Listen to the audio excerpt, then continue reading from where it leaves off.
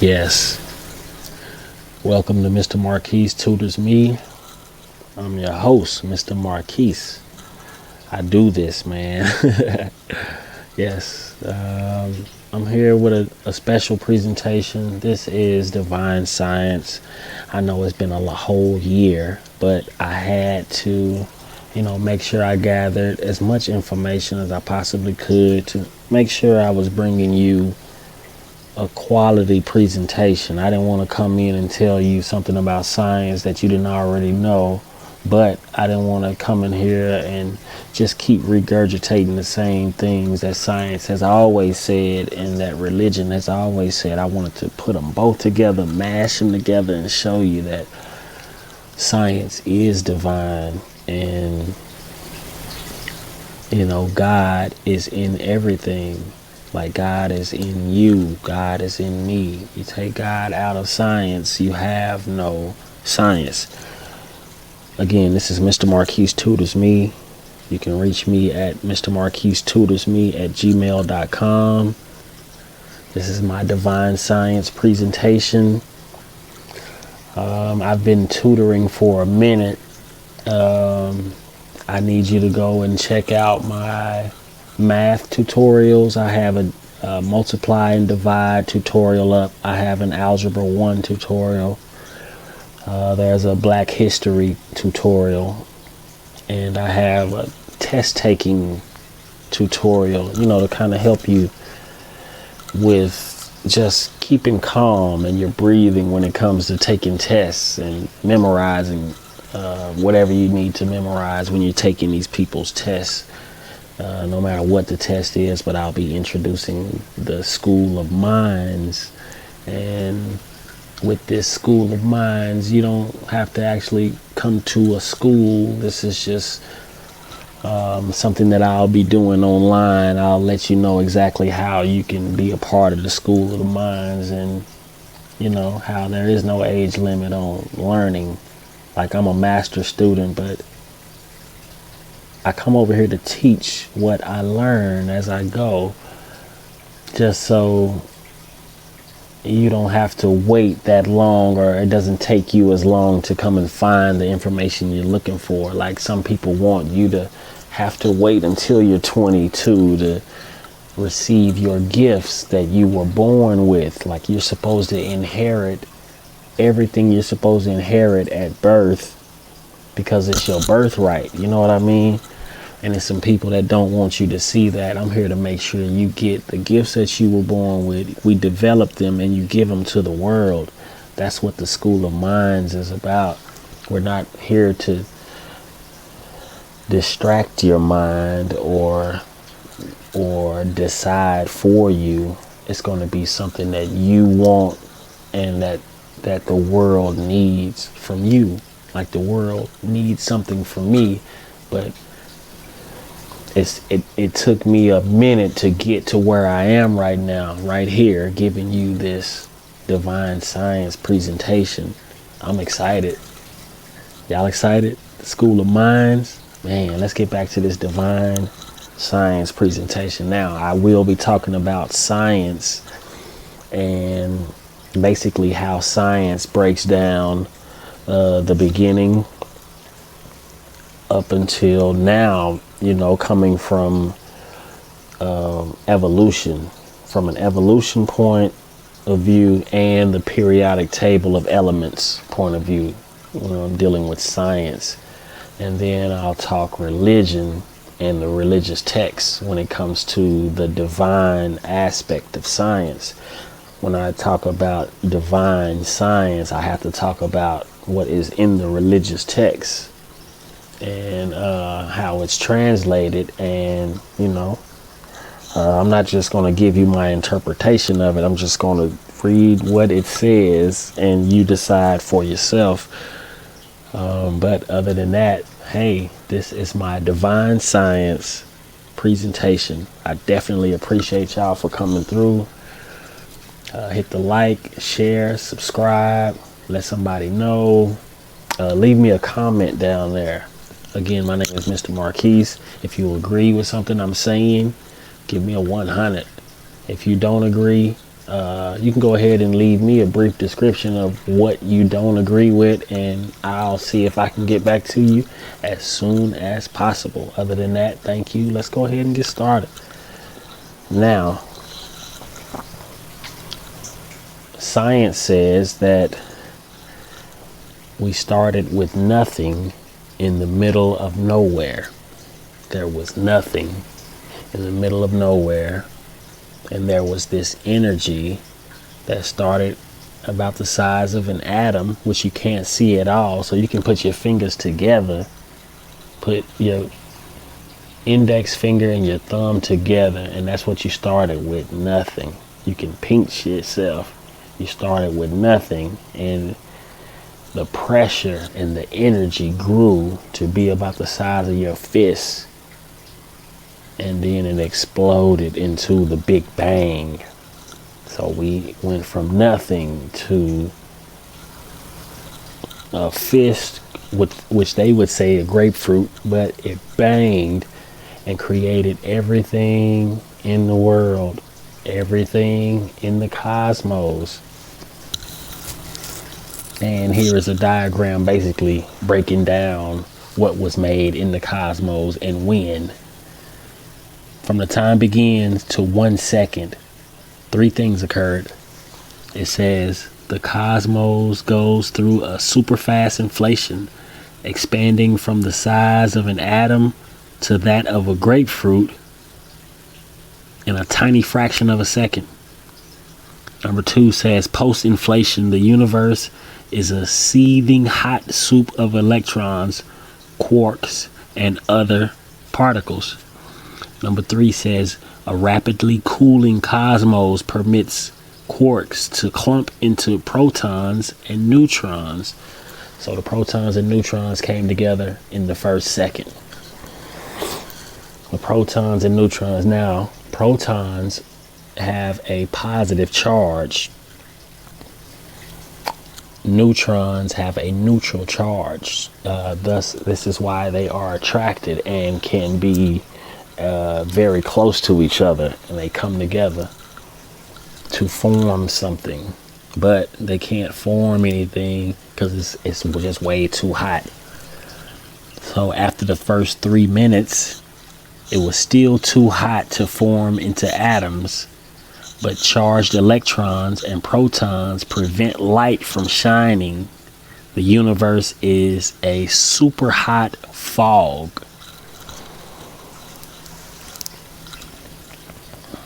But if you look up on those rings, it still at least formed the hydrogen nucleus. That's the protons and the neutrons coming together. And then you have helium nucleus coming together.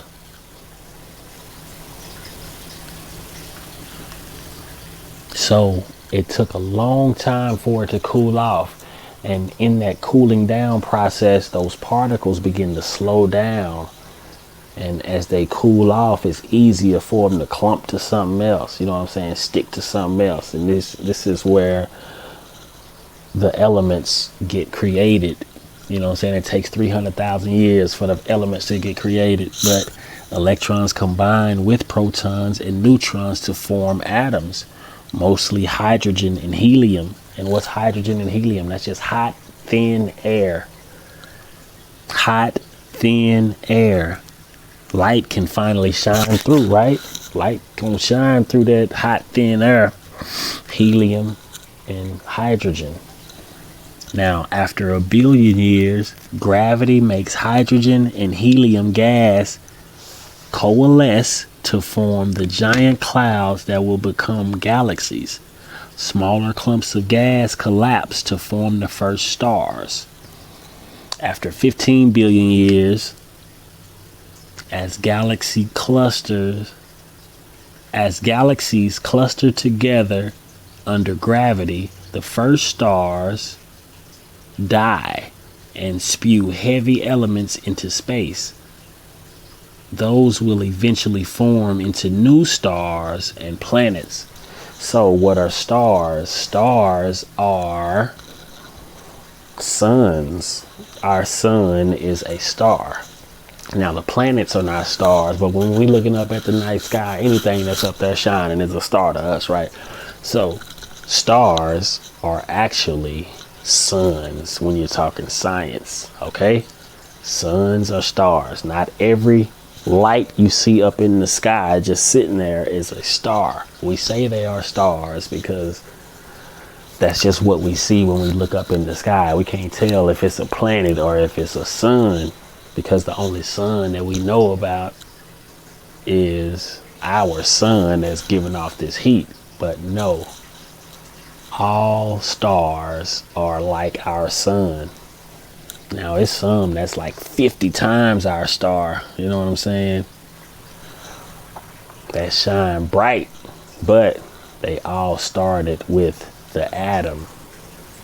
You know what I'm saying? They all started with the atom and became helium, hydrogen, carbon, oxygen, iron. That's when we started getting the metals, but for the most part, everything was so hot. It was just air and it was liquid. You know what I'm saying? Like the hydrogen and the oxygen came together to make the water. And then what I wanted you to see in the Big Bang picture once again is the cooling off. Like after 300,000 years, it went from being 10,000 degrees to negative 200 degrees at the billion years. After a billion years, it was down to negative 200. And present day is 270 degrees below zero. Now, what I will say, that is Celsius. So, yes, it differs, but that is still very cold. You know what I'm saying? Not like nobody want to be caught out there. But yes, when we come back to this, you look down at the bottom and say, okay, if the first element was hydrogen, then the second one was helium, and we keep going until we get all the way down to gold and silver, and then you get down to the bottom, these ones that's like at 100. They start getting named by the scientists who discovered them. So hopefully I'll have me an element down here. What's next? 104? Yeah. Okay, all jokes aside. But the helium, or this is just an atom. Let's just say this is the helium atom. And the helium had to have about 10 protons and neutrons in the middle, right? And 10 electrons rotating around the outside. But those electrons can carry an electric current. You know what I'm saying?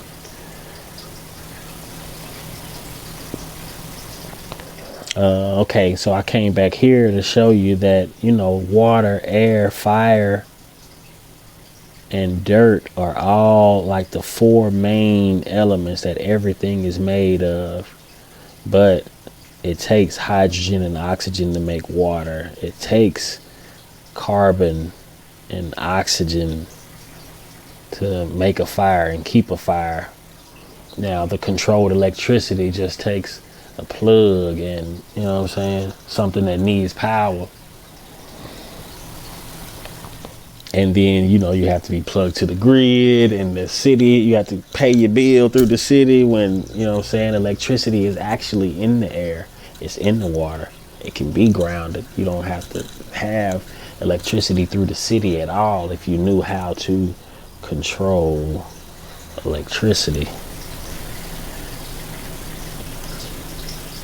Now, science says that the galaxies are all spread out like this. You know what I'm saying?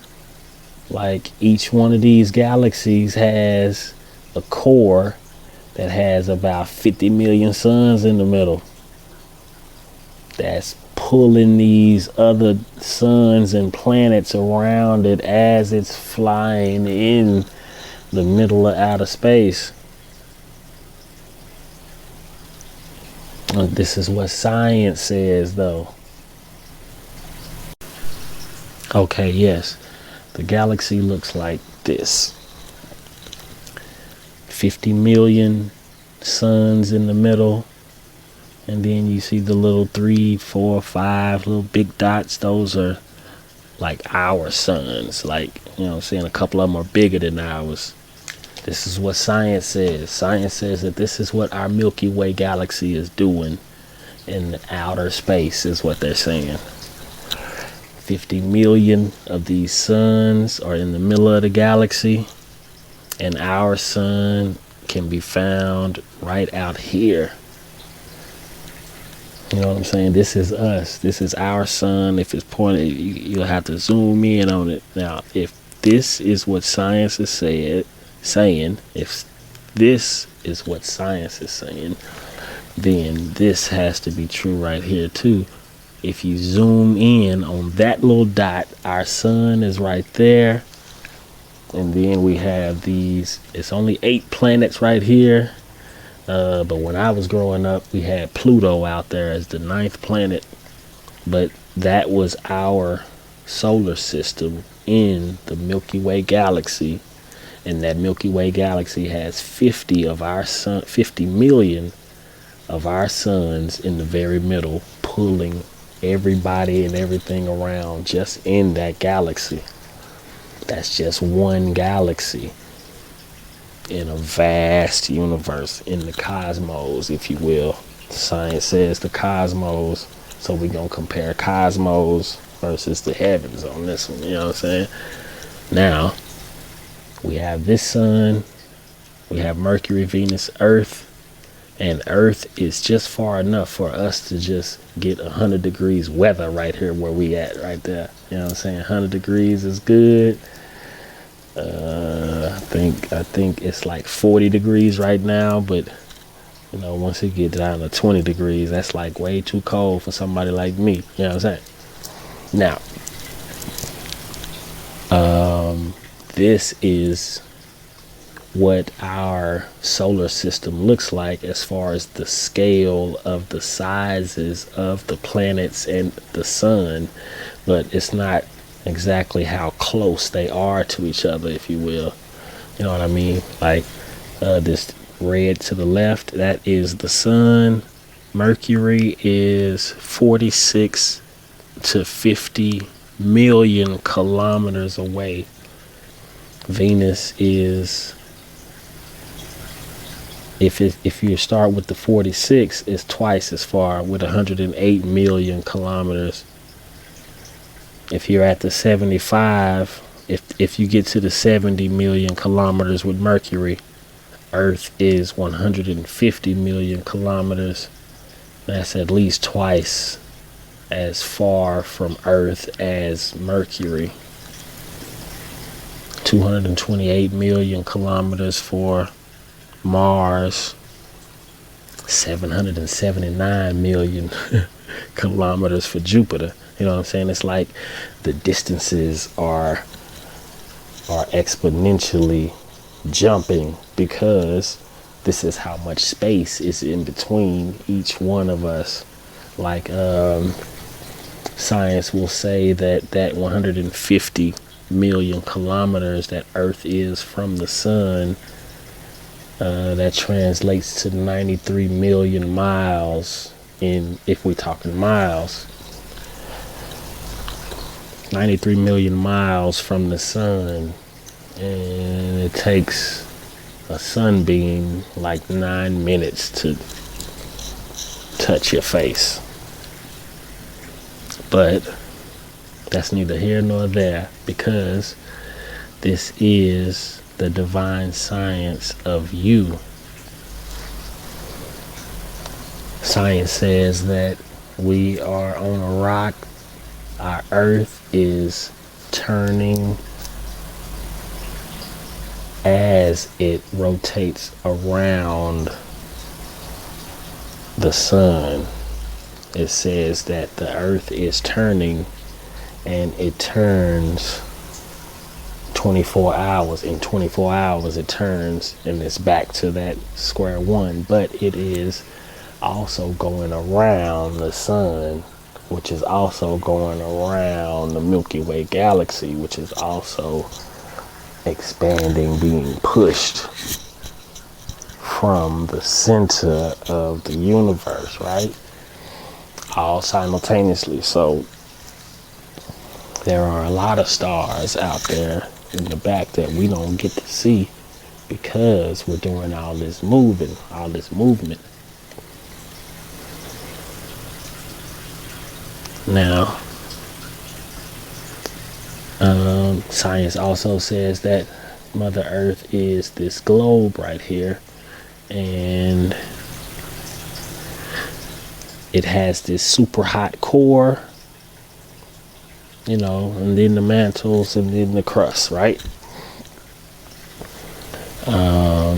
It says that, in its first billion years, it was probably the size of the core. And after, everything came together, cooled off, beat each other up in the process of creating each other, and, it grew to be a planet of nothing but water before the earth and the ground finally start to emerge from that water. It said that it could be because of plate movements or just the extreme heat that, forced its way up to become mountains in some areas.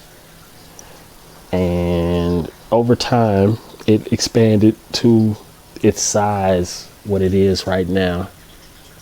Kind of like, how we go from an egg to full blown and grown, like, full bloom.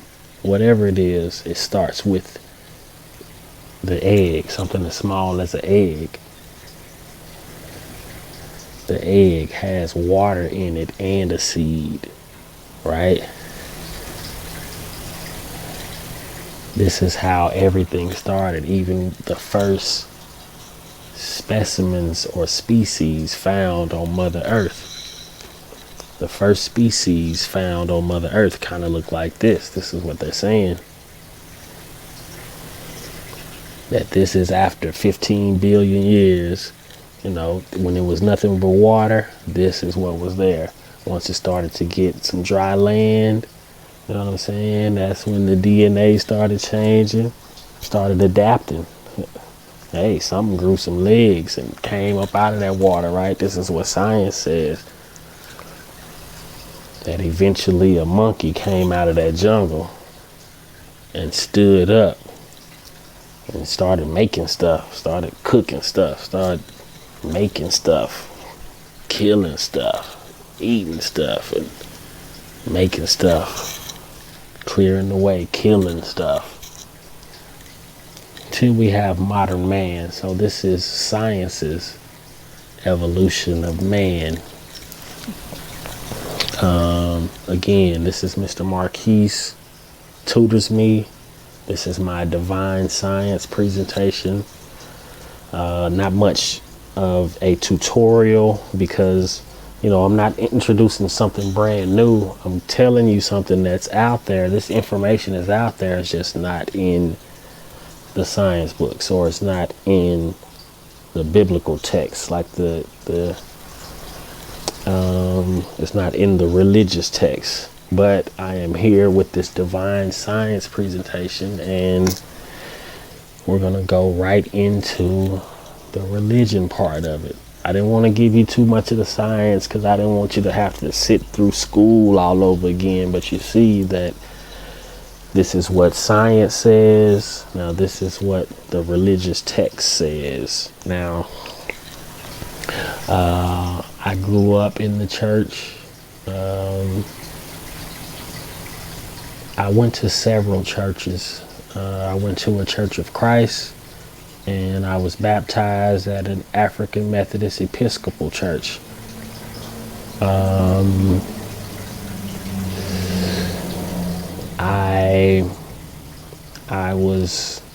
wouldn't say I was forced. I learned the Bible. I learned the books of the Bible. I learned the stories of the Bible.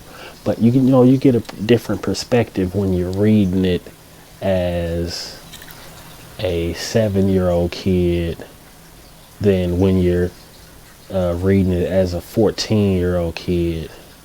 And then I'm reading it again as an 18-year-old kid. I have a different perspective.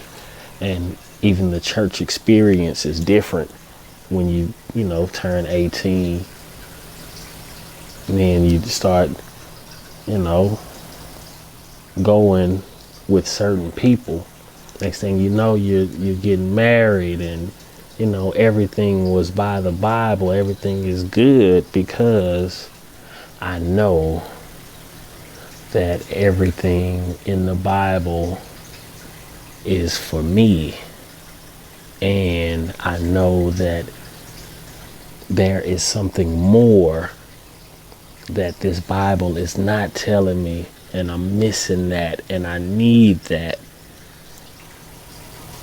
So you gotta sometimes just go to God yourself. You know what I'm saying? You go to all these religious texts in these different churches, and it's just not, what you're expecting, because, the people come out of all of that and don't come out to the people and live it and give it.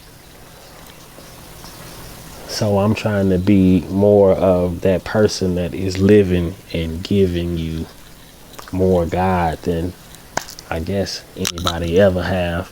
So we're going to start right at the beginning. It says, in the beginning, God created the heavens and the earth. And I just want to stop right there. In the beginning, God created. Okay, God created. Okay, so when I'm creating, or when you are creating, what is the first thing you do when you're creating anything? I know when I'm creating something, I am starting in my head, I'm thinking about it. Okay, this is what I think. Okay, this is what I say.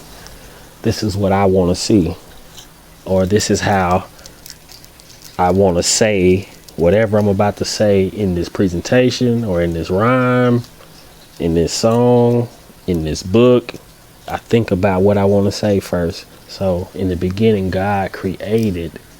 The creation had to start in the mind, but God created the heavens and the earth. My question has always been, why not just one heaven?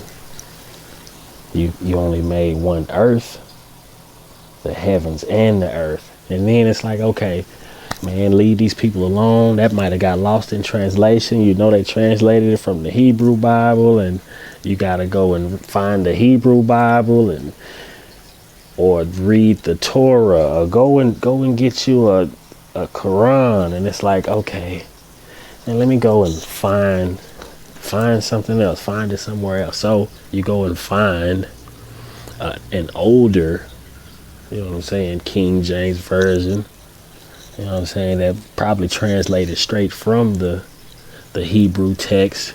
And the Hebrew text, if you'll look at it on the left side, you see how the people were writing from right to left. They were writing from right to left. They were writing from right to left. And now we are writing and reading from left to right. Just one way. They came and just turned our lives and everything upside down, backwards at the same time. But this text says, in the beginning, God created the heaven and the earth. And I was like, oh, okay. God created the heaven and the earth. And the earth was without form and void. And darkness was upon the face of the deep. And the Spirit of God moved upon the face of the waters. The face of the waters. Oh my God. And God said, let there be light. And there was light. And God says the light that it was good. Oh no, God saw the light that it was good. And God divided the light from the darkness. And God called the light day, and the darkness he called night. And the evening and the morning were the first day. And we still do that. The evening and then the morning is a new day. Our day starts when? At midnight, right? So the night starts the next day. Midnight starts the new day. And the evening and the morning were the first day. Man, that sounds like something else. They changed it from the new day being the nighttime instead of, rise and shine being a new day. But this is the science of me and you, divine science.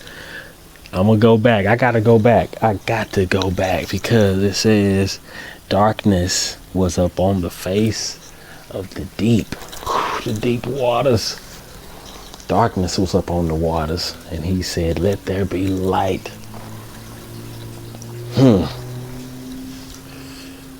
Okay, I'll come back to that later on in the I'm gonna keep reading.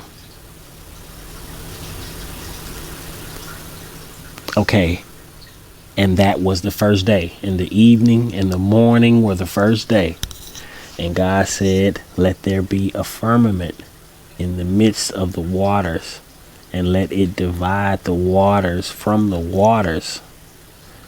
And God made the firmament and divided the waters which were under the firmament from the waters which were above the firmament. And it was so. And God called the firmament heaven. And the evening and the morning were the second day. So on day 2, he makes the firmament. On day 2, God makes the firmament.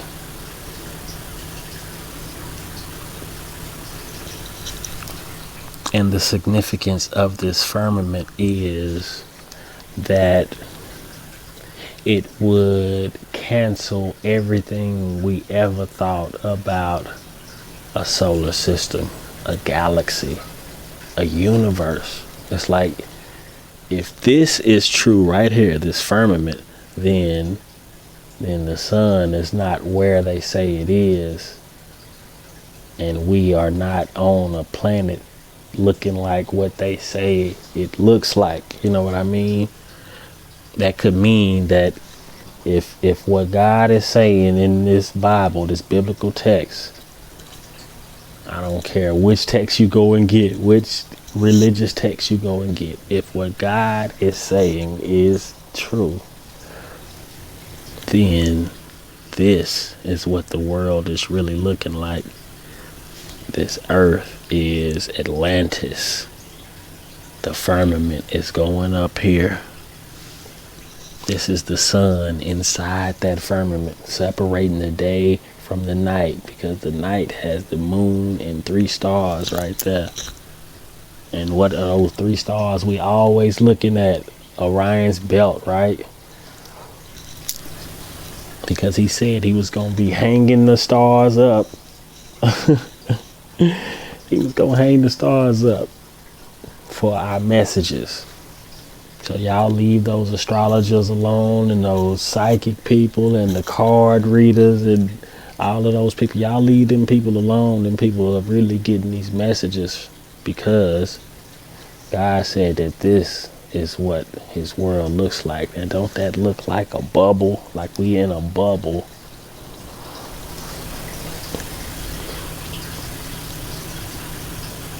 Right under heaven, under the heavens, under heaven, I promise.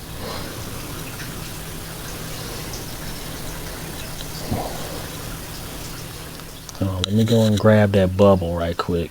I need that. I want y'all to see this. There it is. Okay, so I got this picture, this photo of the galaxies. I got this photo of the galaxies, and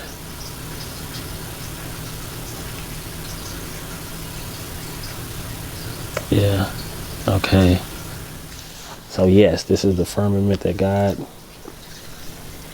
God created on the second day. And it looks like this if you zoom all the way out. And you see them black parts right there?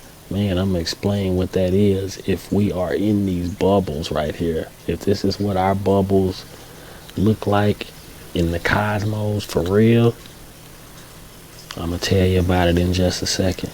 But to continue on, it says, then God said, let us make man in our image. Yes, now who is us? Who is us? That's what we gonna really be discussing. Let us make man in our image, in our likeness, and let them rule over the fish of the sea and the birds of the air, over the livestock, over all the earth, and over all the creatures that move along the ground. So God created man in his own image. In the image of God, he created him. Male and female, he created them. God blessed them and said to them, be fruitful and increase in number, or be fruitful and multiply, fill the earth and subdue it.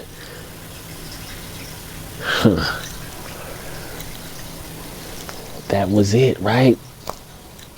Don't that sound like Adam and Eve was right there together? Before he had to pull a rib out of the man. Don't it sound like they was created right there together? Because it said, let us make man in our image. Who is us if it ain't his wife and his kid, his child? Who is us if it ain't his female counterpart? It says it right here. Male and female, he created them. And he told them to go be fruitful and multiply. Why would he do that if he wasn't talking about us in our image? That's the only person he could have been talking about. You think he was talking about 4 other gods? No. Masculine and feminine, as above, so below, is the only thing that could make a son. It says it right there. It says it right there. You just gotta get the packer to keep reading. If they keep reading, they'll see that. Only thing they ever say is, let us make man in our image. And God made man in his image. God, he created him. Keep reading. Say male and female, he created them. Right then. So yes, we were supposed to rule over the beautiful turtles that's been around since the beginning. White tigers, yes. And I'm pretty sure if you look in the Quran, it's gonna say, we made man of clay and made him a mate. Yes, but it says, fill the earth and subdue it, rule over the fish of the sea and the birds of the air, and over every living creature that moves on the ground. It just says rule over them. Don't just massacre them, slaughter them, and not care about this thing. I'm telling you, the Quran says that, the Torah says it, like the old text, like all this new stuff that they trying to translate it to, it's just not adding up. So we gonna go back to the beginning. We trying to take it back to the divine science of everything. This is the divine science of me and the divine science of you, because I can take all of those elements and all of that stuff, and what I come up with just wouldn't compare to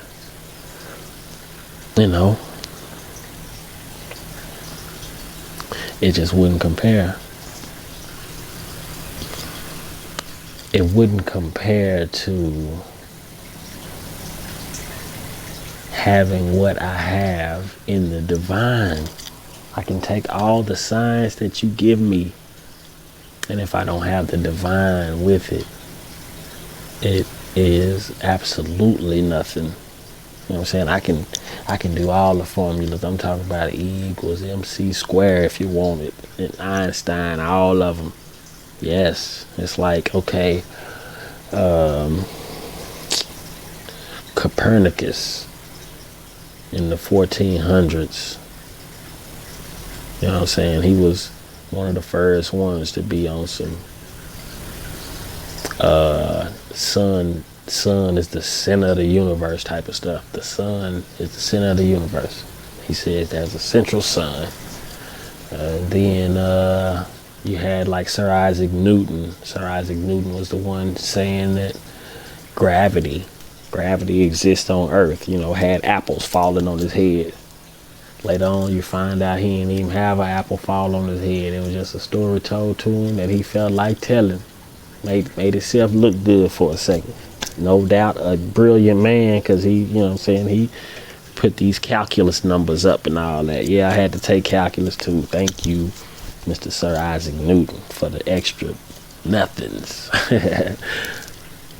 But it's all love.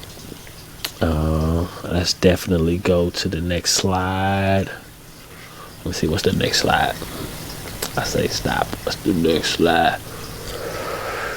Now that we have made it that far, we have discussed science and how science breaks down you, and religion, how the religious texts created you and everything around you. I'm here to give you another perspective that has always been there. The information is out there. This is not something brand new. Just the way that I'm introducing it to you is brand new, and you'll understand why by the end of this. Now, this is one of the four elements. Fire. Now, fire, the controlled fire, becomes electricity. But fire is in everything. Like electricity can be conducted through metal. Metal is a semiconductor. The air will let electricity go right through it. The same way the water does. But fire is a masculine energy. Fire is a masculine energy. How do I know that? I just remember asking my Spanish teacher, Miss Rubio, why do we say el fuego and not la fuego? And that's what she said. She said, because fire is a masculine element. It's a masculine element, masculine energy. So we say el fuego. So is the air. Okay, the fire is masculine. The air is masculine. Water. Okay, the air is masculine. Water, la agua in Spanish, it makes that feminine. Like, why is that? Why? That, and she couldn't explain why. She just said, hey, it is what it is, and that's what it's always been. I was like, oh, okay. So water always been feminine. The dirt, the soil, the clay has always, all the elements have always been feminine. If they are of the earth, they are of the earth element. They are of the feminine energy. So with that said, fire and air are masculine. Water, the earth, the dirt, the elements, all feminine. And it takes masculine and feminine to create. It takes both the masculine and feminine to create and execute any and everything as above, so below. Every tree that is grown has to have a masculine and feminine seed of that tree. And only these seeds will produce that tree, which will produce that acorn, pecan. This apple seed can only produce an apple tree. You understand? So the fire, being masculine, hovered over the water, being feminine, and created everything in the world. That's that big bang, almost like a cosmic orgasm, if you will. I mean, that's just for lack of better words. It's just that, man, we are very intellectual, but we are very sexual as well, because we have these sex bodies to reproduce. It says, now go be fruitful and multiply. Why would it say that if we ain't supposed to be feeling this? Love. You know what I'm saying? That's just love. Fire, water, air, and all the elements. You know what I'm saying? Once they get together and start doing that, then that's the yin and the yang. The water is the yin. Fire is the yang. And they have just been tied souls for the last 15 billion years. That's what science says. This is what science says. They don't necessarily have these bodies. You know, they don't have there is not a man walking in the fire.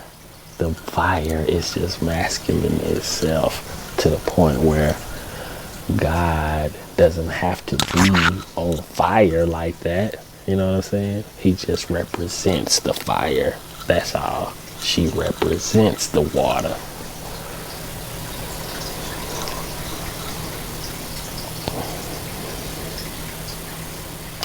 And their hearts have been one ever since the beginning. Their hearts have been one. And we were created to create. We were created to create from the heart, using our minds.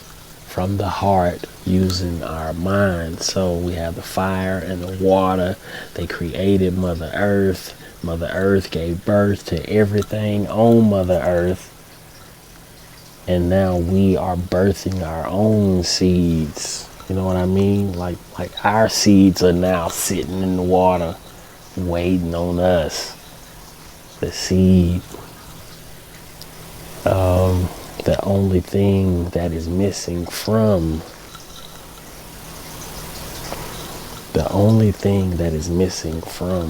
the science of the creation and the religious aspect of the creation is the God gene, the God DNA, the God Spirit. The Holy Spirit is not in the science or the religion as far as you.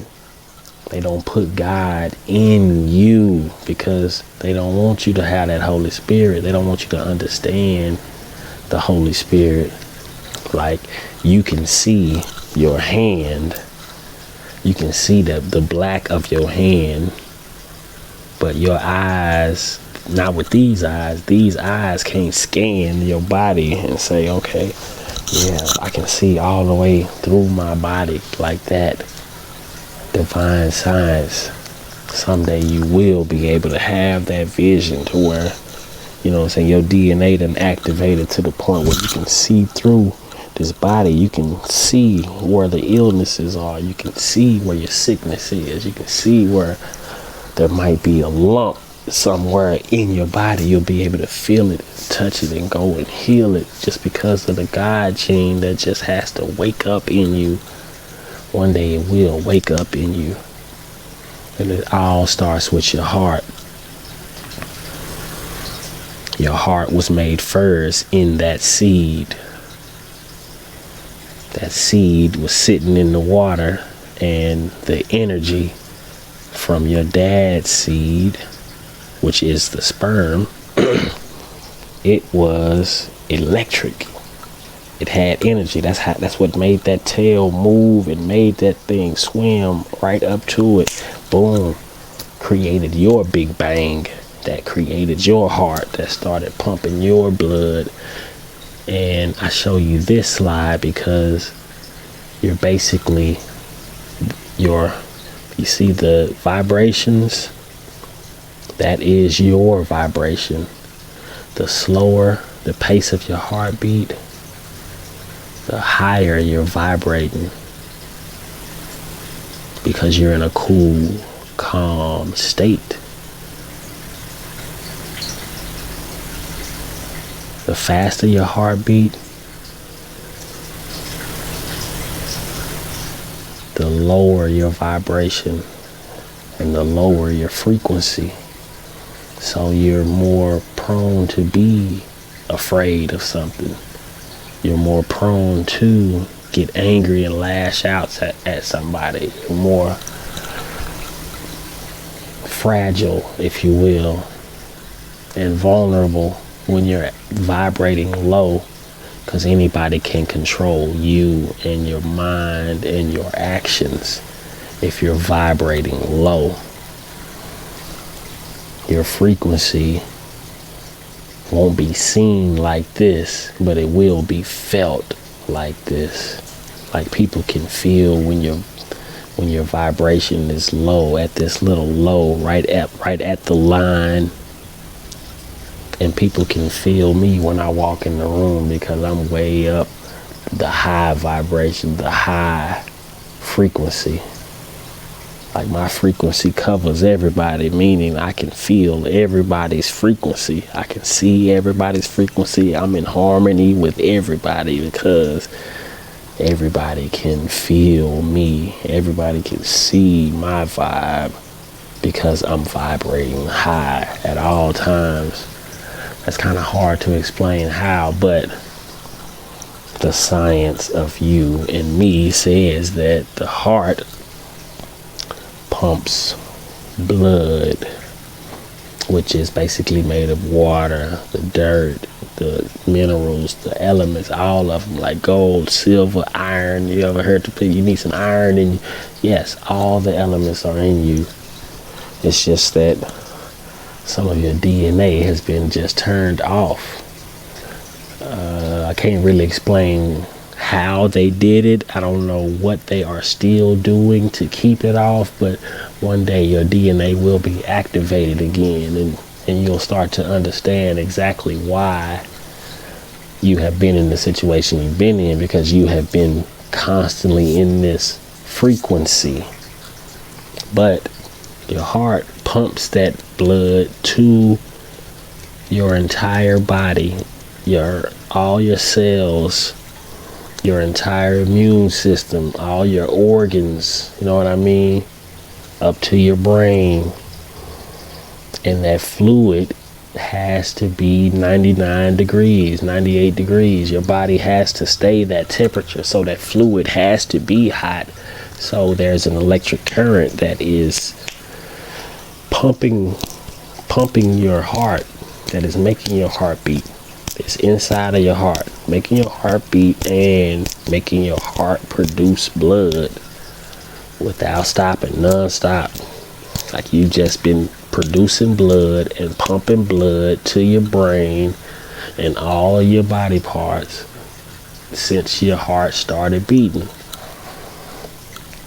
And you have this warm blood in you, and all of these cells that you have are basically with that electric, with the electrons in all these 37 trillion cells that you have in your body.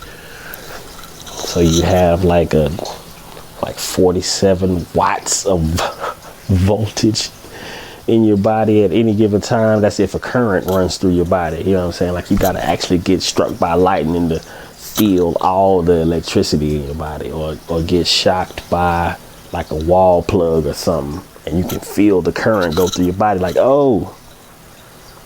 And if you're not grounded, which means just having your feet on the ground, that's where the negative charge has to go, in the ground. The negative always has to go in the ground, right? You have to ground anything that's electric. Like your house has to be grounded. Everything has to be grounded. Even if you're running electricity, you go to make the wrong move. Like, you need to be grounded, and that means taking your tennis shoes off, because your tennis shoes have a rubber sole that will not allow you to ground. That electricity will just flow right back through your body instead of being grounded, going in the ground. But those electrons cause an electromagnetic field to be, around you. You can't see it, but there is an electromagnetic field around you. How high you are vibrating determines how far your electromagnetic field reaches. Like, people can feel your presence before you get there, just depending on how big your electromagnetic field is and how far you send your energy. And I'll tell you how, the spirit of God and consciousness is what's not spoken of in this science and religion. Your consciousness, like your awareness, can be at the store 10 minutes before you get there. Your consciousness, like the whole mood is shift, and then by the time you get there, it's like, oh, that's why everybody got happy. They knew you was coming to the store. You know what I'm saying? But consciousness is like the missing piece to the divine science. That's what I wanted to come and give you, because your heart made all of these other organs and all of your body parts and all your, like, everything. Like, it started with your heart in your mother's womb. Your heart beat to everything, and then you grew a body. That body started growing the bones and the brain and the organs. You know what I'm saying? Like, you got, like, that body started growing these organs and the bones to hold all these organs. You know what I'm saying? Like, you didn't need the bones until it was time to come out. So that's why the bones came last. You know what I'm saying? When you come out, your bones are still trying to grow. You just be super fragile when you're little. But this is what it is. Like, each one of these organs, they just have, okay, so I said there were 37 trillion cells, and those 37 trillion cells each have so many atoms. Like you are electric without being electric, but everything that is in the universe, in the cosmos, is in you. All these galaxies that spread out, if they zoom out a little bit more, it's gonna look like this one over here on the left. But they are saying that there are millions, if not billions, if not trillions of these galaxies out there just in space. That's just what science says. They are also saying that each one of these galaxies has like 100 million suns. Some of these suns are bigger than ours.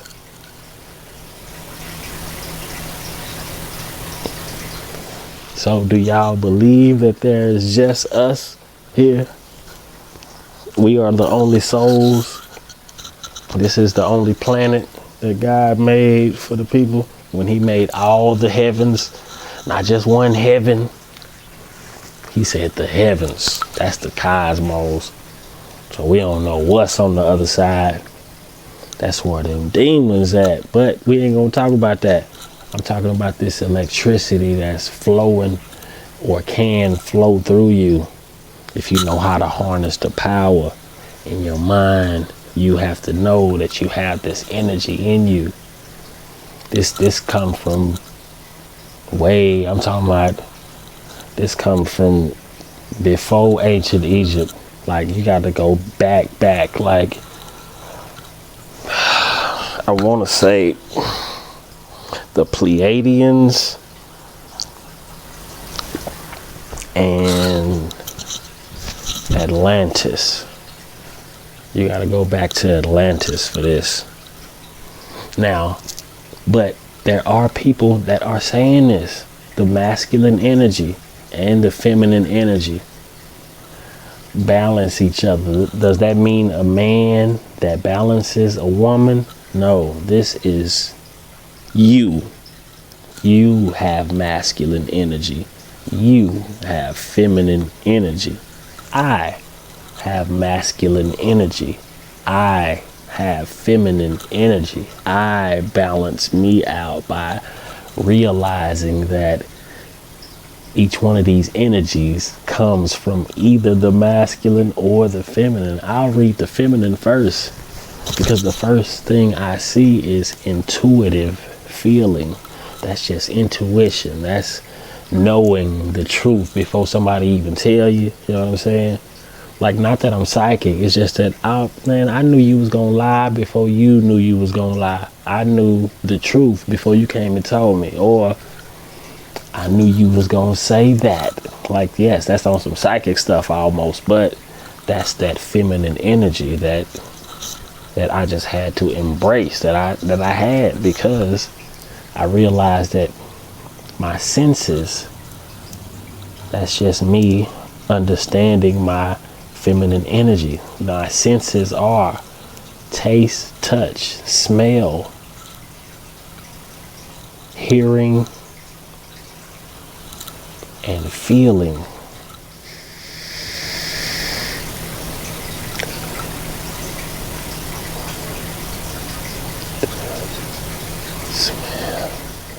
No, taste, touch, smell, hearing, and sight. Taste, touch, smell, hearing, sight. Those are the senses. And then creativity. Creation is a feminine energy. We were created to create. He made us in his image and his likeness. What do you like? I like to create. What are you like? I am a creator. What is your God like? Our man God is everything. The creativity side of me is just me using my feminine energy. I'm nurturing. I love the children. Experiencing. You could be experiencing me. I could be experiencing life. But that's just me understanding my feminine energy. The feminine energy is reflective. It is simply being collaborative. It is collaborative. The feminine energy is expressive. And you can express yourself through singing, dancing, writing, public speaking, period. You're expressing anything emotional. That's just your feminine energy coming through. Even if you the biggest, strongest man in the world, it's okay that you have feminine energy, brother. You got to be receiving, ready to receive. The feminine energy is vulnerable. Some people will cut it off right there. Say, "Oh no, I will never be vulnerable." But the feminine energy is patient. Some women have no patience. The feminine energy is empathetic. I'm an empath. I can feel y'all wherever you are right now. The feminine energy is trusting, and it is grounded. Remember that negative energy had to touch the ground? Yeah. Logical thought is the masculine. The mind itself is masculine. Why? Because the heart is feminine. The mind is masculine. The mind takes decisive action. Like, she might create, but he gonna create it. But they co-create, basically. While he's risk-taking, she's nurturing. While he's achieving, he's impulsive, he's controlling. The masculine is competitive, intellectual. That's the mind. He's logical. You know what I'm saying? He's giving. He's resilient. He's analytical. That's still the mind. That's still logical thinking. You know what I'm saying? That's still making a decision. That's decisive action. Focused, analytical, assertive, and disciplined. The masculine energy is disciplined. Now this is where you get your power from. You know what I mean? Because the energy that you give off will be the energy that you receive. So if you're walking around feeling good, it's going to basically show, because you are going to be okay. This electric body, let's just say that this is you fully enlightened, fully knowing exactly who you are and the power that you hold, and how your mind has to be a light to the world. You have to use your body, use this body for whatever God needs it for. That's you in the body electric. Everybody else is just allowing the electricity, the fire that is in them, to just be there. And they just zombified until they die. Me, I am the body electric that is a beacon of light. You can come and ask me anything. You can see the light in my eyes. My eyes are probably on fire, like they was, you know what I'm saying, explaining Jesus. But that's a whole nother story. I've been having to tell people I'm the son of Jesus. They'll understand later. But your electromagnetic field can be felt by others, and it attracts others. I will say the light attracts the light workers, but you're gonna attract way more dark. Like the dark is just gonna wanna either get rid of you, or they'll be just so intrigued that you're just gonna have all kind of people trying to get you to come to the dark side, just to dim that light. May your light irritate everybody's demons. Vibrate high. I try to vibrate high, but this is like pretty much the conclusion of my divine science presentation. I just wanted to show you how, science created you, and then how the religious texts created you, and then how God created you, and how you have been co-creating you. You co-created you with God and your parents. You have been co-creating your life with your parents ever since you came out of the hole. You know what I'm saying? Like, God co-created with your parents by getting them together. And then you have been co-creating your life with your parents just by either being obedient to your parents or listening to yourself. Sometimes, sometimes you be like, Oh no, mama, you old. You ain't hip. Oh no, daddy, you don't. I got this. Like, you know what I'm saying? You ever had to tell your parents that? I know my kids be trying to tell me that all the time. Like, oh no, daddy, we can't do it like that no more. We got to do it like this. It's like, oh, okay. And I love it because, as long as they vibrating high and trying to teach and love as many people as they can, I really don't care. You know what I mean? It's like they almost grow up like preacher's kids. You know what I'm saying? But to get back to this divine science, one day like will attract like. You're going to find somebody that's looking for the exact same thing you are, and it's just going to be magic, and it's just going to happen just like that. It's just going to be beautiful to the point where y'all going to come together and be one and be present with each other, and it's just going to be beautiful. Now, what I will say is, this divine feminine and divine masculine, this isn't something that's brand new. Like you can go anywhere, and this is what yin and yang really represent. Not the good and the evil. Like you gonna get to mix the good with the bad. That's not what yin and yang is. That is not the balance that Mayat was talking about. This is. Now, divine feminine and toxic feminine. This is healthy, and then this is what you need to be trying to avoid. These, you know what I'm saying? I'm gonna read some divine feminine. It's pretty much the same thing.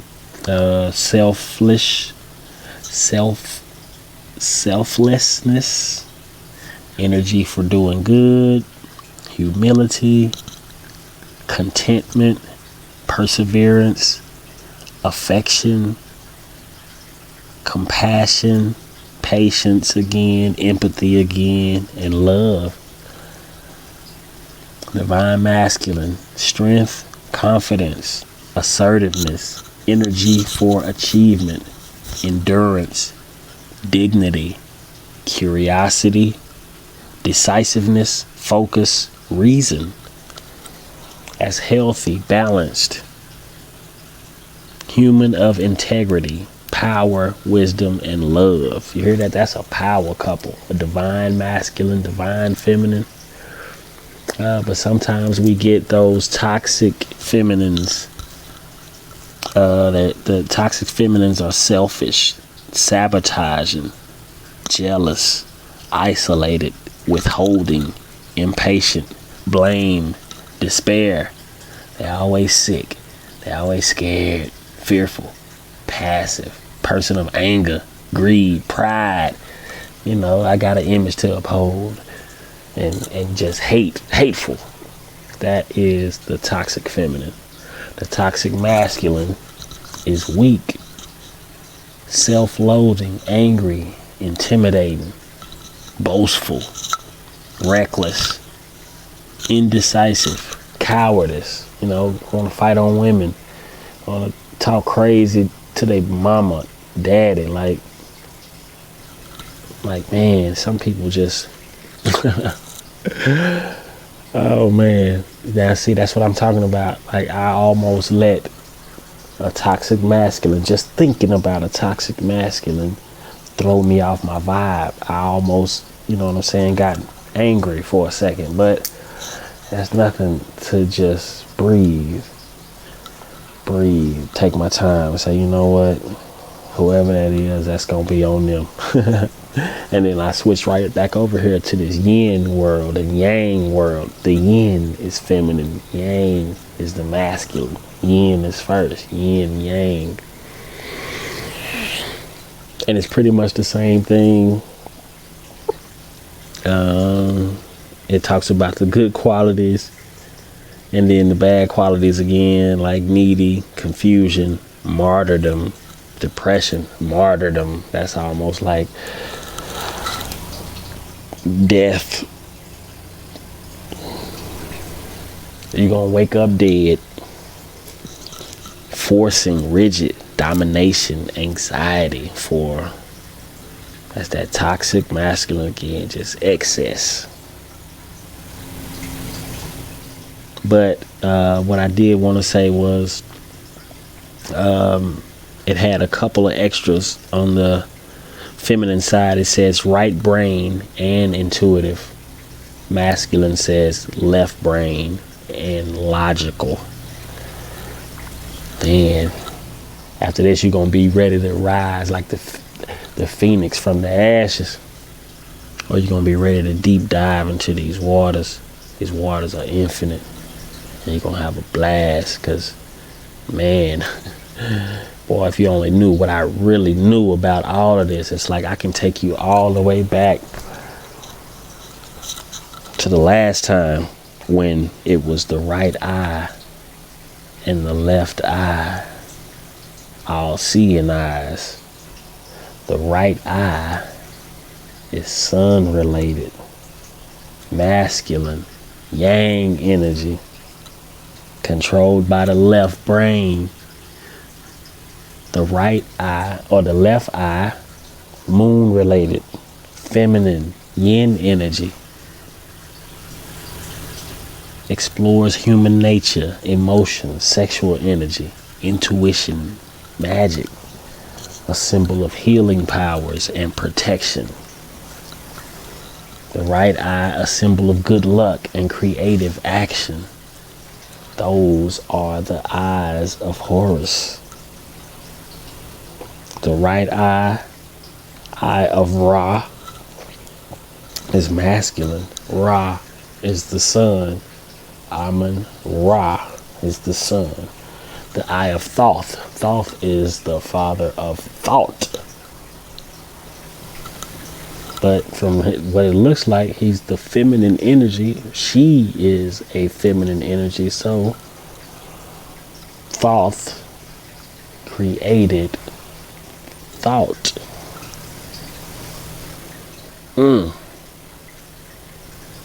No, he had okay. Yes, that is beautiful though. Okay, back to the left versus right. The left brain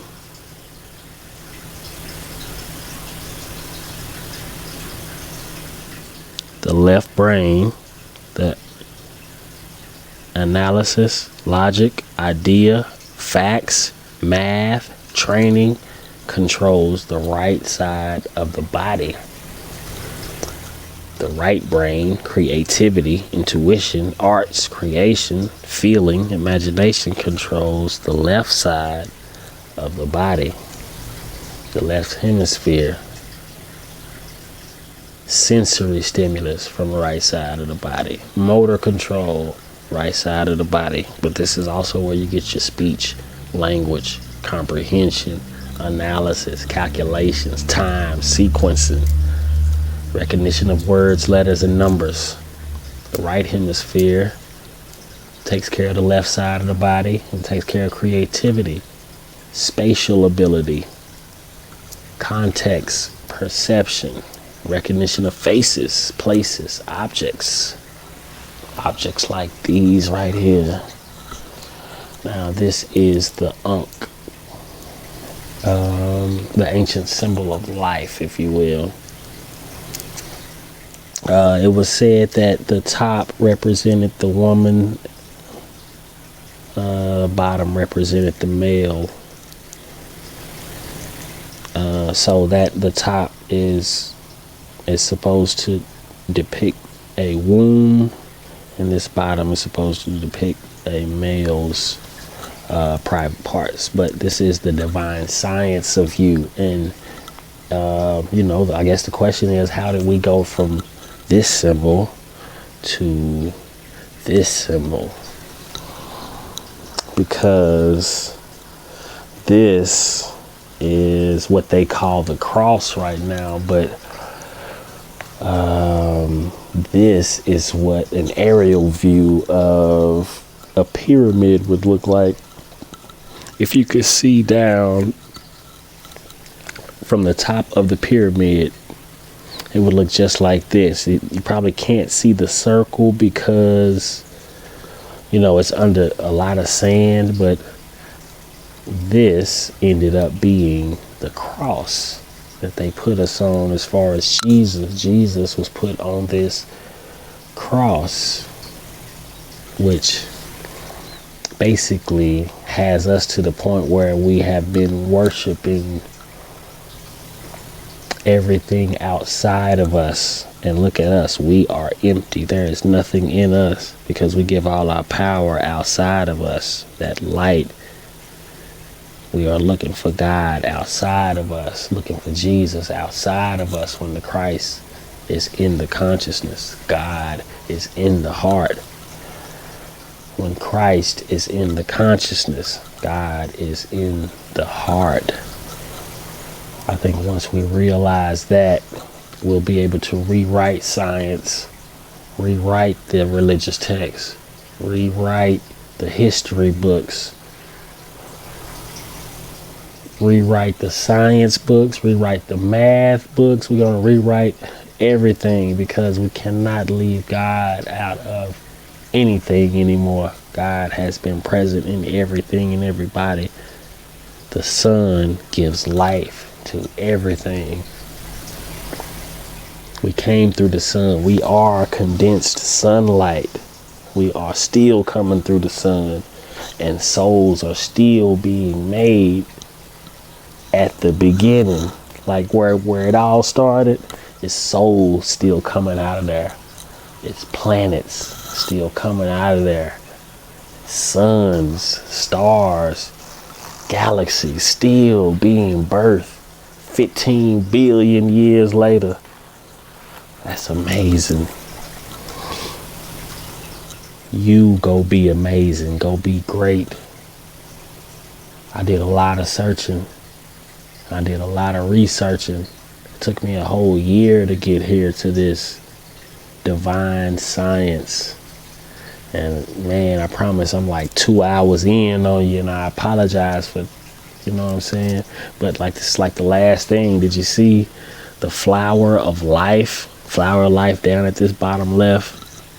And then it's like Metatron's cube. This is the flower of life right here. This is where it all started. But this is the elements coming together. Like the first element had to make the first circle, the first flower. Second elements, the third elements. Then you get to the flower of life when you're able to make a structure like this.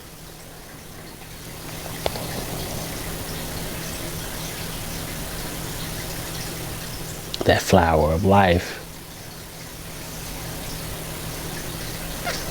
pretty much made everything. Like even Da Vinci knew it. Even Da Vinci knew about the flower of life and the Star of David. How the Star of David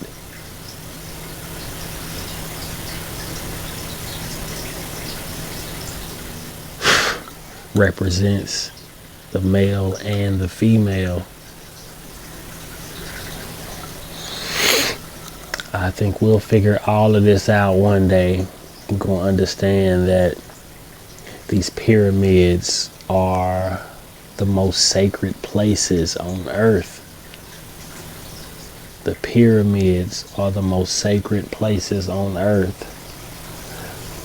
That's why they were built where they were built, because those places were sacred and will forever be. All we got to do is just get back to them. Let's just go and just hang out at a pyramid or two, touch those pyramids for about a week strong.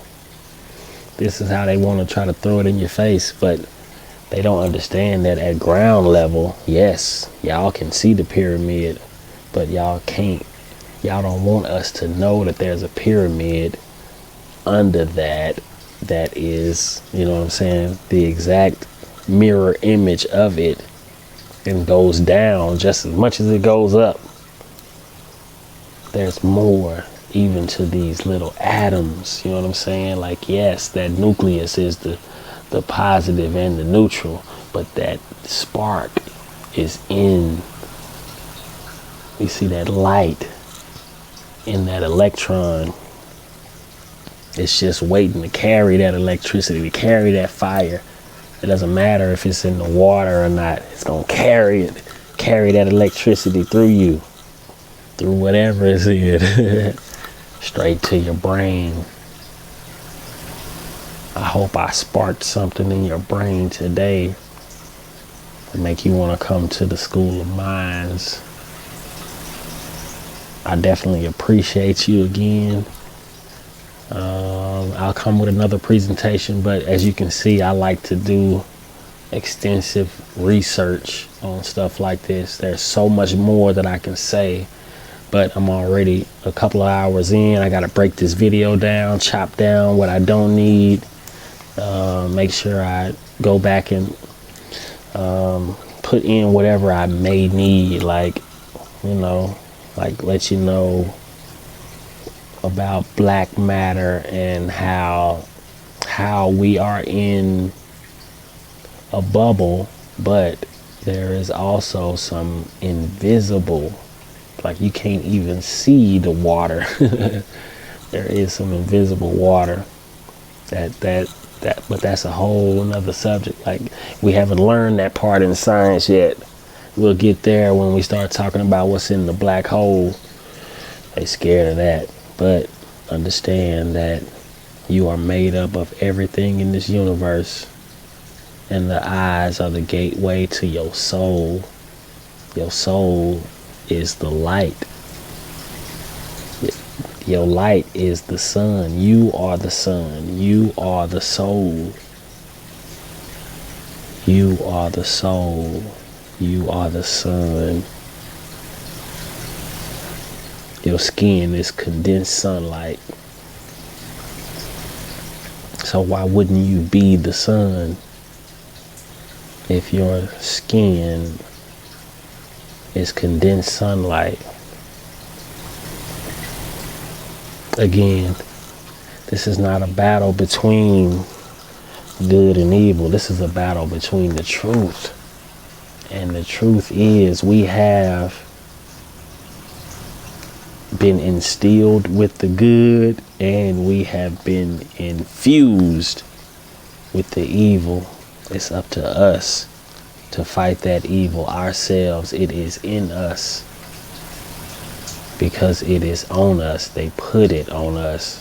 They put it on me. They've been trying to kill me since birth, but that has nothing to do with this. But what I will say is the battle is within. It's a spiritual battle. You don't have to fight nobody outside of you no more. This is the divine science of you. There is no demon or devil trying to get you anywhere but in your dreams. Through other people. He or she is just a spirit that gets on people. You can call them off them people right then and there. Give them people a hug. Give them some love. And get away from them. And pray them demons off of them. Pray them demons off of you. It's all love. I stand here with my sword of truth, ready to face my final fear. And I'm going to slay this last demon. And I'll see y'all on the other side, man. Ooh, I got to tell y'all about the Fibonacci. Is that science or is that sacred geometry? Because the Fibonacci is in everything. You see that? This is like the blueprint to a room. But it's also an equation. You know what I'm saying?